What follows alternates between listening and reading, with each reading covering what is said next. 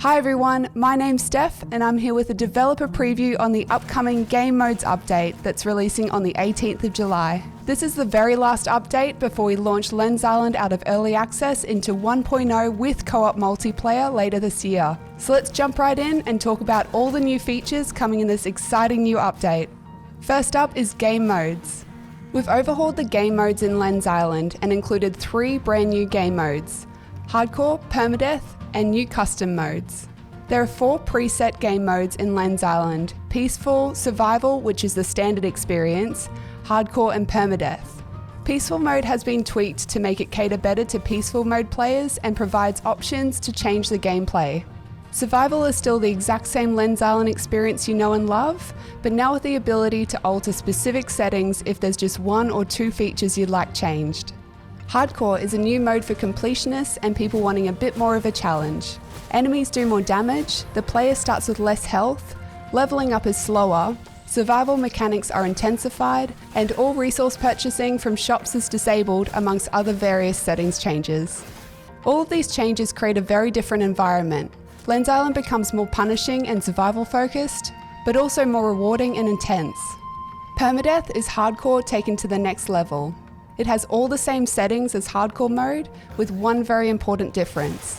Once you die, you're forced to either delete your save file or permanently switch to a different game mode. If you want to beat the game in hardcore or permadeath mode and get the official achievements and glory, you can't switch any settings and you have to stick it out to the end. And that brings us to custom mode and the ability to freely change settings anytime during gameplay. If you want to tailor your experience to be more specific, you can change any of the custom game settings at any time. Whether you'd like to play standard survival mode but with backpack drops turned off, or you want to try a challenge run with enemy damage set to 500% and all item vendors disabled. You can freely tweak these settings to make them easier, default, harder, or sometimes insanely difficult if that's what you're looking for. Now let's talk about base defense. We've been receiving feedback from the community that players want the option to make nighttime in Lens Island more rewarding and that we expand the base defense mechanics. We even ran a vote on Discord with the overwhelming response in favour of this. So enemies will now spawn at night across the whole world of Lens Island. But before we go any further, you can disable this at any time in the new game settings, or simply just sleep in a bed to skip the night and be unaffected. We're also introducing new base defences to help you ward off waves of enemies.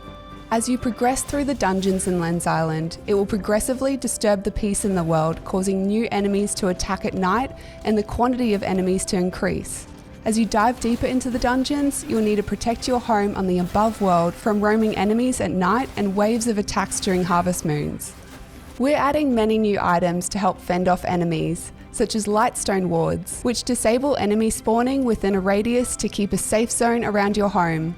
There are new spiked fences to act as a barrier around your homes and outposts, as well as new Tesla towers to zap any nearby enemies into oblivion, and a new ballista bow to keep your home secure earlier into the game. Both the Tesla tower and ballista bow require ammunition. Make sure to add lightstone dust to the Tesla tower and iron shards to the ballista bow in order for them to shoot down enemies. Oh, and landmines. You can now build explosives and mines that trigger when enemies walk over them, causing mass destruction. These new items and tools allow you to better defend your homes, farms, and resource outposts from the nighttime enemies, as well as the improved and more difficult harvest moons.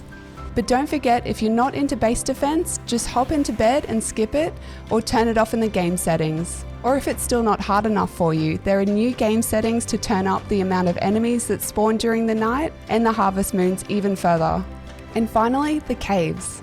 We're also improving the underground caves by adding new mushroom forest biomes and new underground strongholds to discover. These unique areas contain more challenging enemies guarding high-tier loot. We've been listening to the feedback that the caves could be improved, so we're working hard to continually make the underground more interesting, challenging, and full of rewards and mystery. This is just the first step to improve the caves. We'll be progressively adding more as we get closer to full release. So that's everything to expect in the Game Modes update releasing on the 18th of July. Will you be using the new game modes? Do you like the fact that enemies will now spawn at night? And are you looking forward to exploring the new sections of the caves? Let me know your thoughts in the comments below. Thanks for watching and I'll see you in the next video. Bye!